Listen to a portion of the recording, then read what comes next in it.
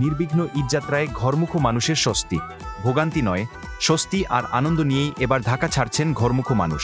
প্রিয়জনের সঙ্গে ঈদের খুশি ভাগাভাগি করে নিতে রাজধানী ছাড়ছেন হাজারো কর্মজীবী।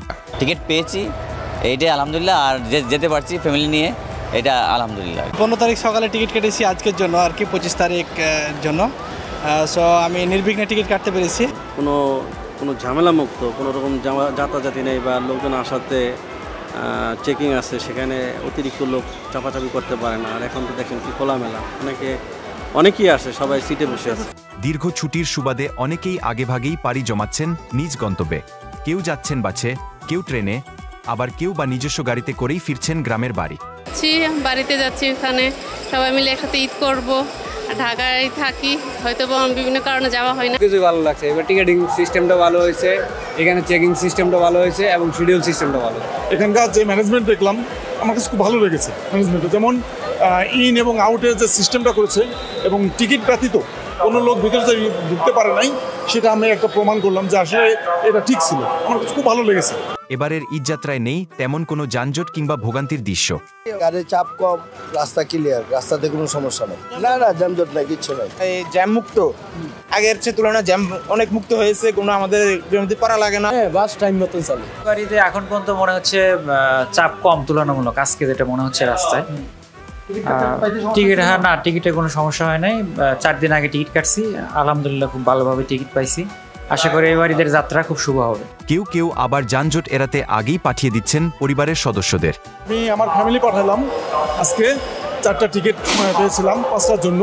যাত্রাপথ জুড়েই রয়েছে একটা স্বস্তির ছোঁয়া। মহাসড়ক জুড়ে দেখা গেছে শৃঙ্খলাবদ্ধ যাতায়াতের চিত্র। কথা বলে জানা গেছে, যাত্রীদের চলাচল নির্বিঘ্ন করতে মহাসড়কে মোতায়েন রাখা হয়েছে পর্যাপ্ত আইনশৃঙ্খলা রক্ষাকারী বাহিনী। স্থানীয় প্রশাসনের সঙ্গে সমন্বয় করে হাইওয়ে পুলিশও কাজ করছে নিরলসভাবে।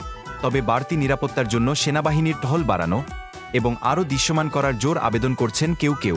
বেশি পয়েন্টে গুলিস্তান, পরে হচ্ছে এই পল্টনের মোড়, এই সাইডটা বেশিরভাগ এই সমস্যাটা বেশি হয়। যেরকম এই যে এই সাইডটায় এই এলাকায় কিছু বাজে ছেলেরা অনেক সময় অনেক কিছু নিয়ে টান দিয়ে দুধ দেয়, ট্রেনে চলাকালীন অনেক সময় অনেক কিছু নিয়ে করে আর কি। এই জন্য আর কি আমাদের প্রত্যেক জায়গায় সেনাবাহিনী থাকে খুবই ইম্পর্টেন্ট। নিরাপত্তার দায়িত্বে আছে তারা, কিন্তু অবশ্যই থাকতে হবে, কারণ বাজে লোক বা অশুভ লোক তারা যে দুর্ঘটনা ঘটাবে না, এদের কিন্তু নিশ্চয়তা নাই। সেক্ষেত্রে নিরাপত্তার জন্য যতদিন ওনাদের প্রয়োজন থাকা উচিত, আমি এটা মনে করি। অন্তর্বর্তী সরকারের নানা উদ্যোগ ও টিকিটের মূল্য না বাড়ায় সন্তুষ্ট যাত্রীরাও। না, আমার দাম বাড়ে না, আমাদের এই ফিক্সড যা তাই, এরকম যেমন টিকিট থাকবে এরকমই টাকা। যে যাত্রী চাপ বাড়ক, কোনো ভাড়া বাড়তে নাই, তো ভাড়া বেশি নিতেছে না, 300, এসি গাড়ি 300। সব মিলিয়ে এবারের ঈদযাত্রা যেন হয়ে উঠেছে এক আনন্দময় অভিজ্ঞতা। ঘরে ফেরা মানুষগুলোর চোখে মুখে তাই শুধুই শান্তি, শুধুই ঈদের অপেক্ষা। সরকারের উদ্যোগের কারণে আজকে এই একটা অগ্রগতি পেয়েছি আমরা, যে সেবাটা আমরা পাচ্ছি, অনেক ভালো একটা সেবা পাচ্ছি। টাইম শিডিউলটা বেটার হয়েছে, এটা স্বীকার করা যায়।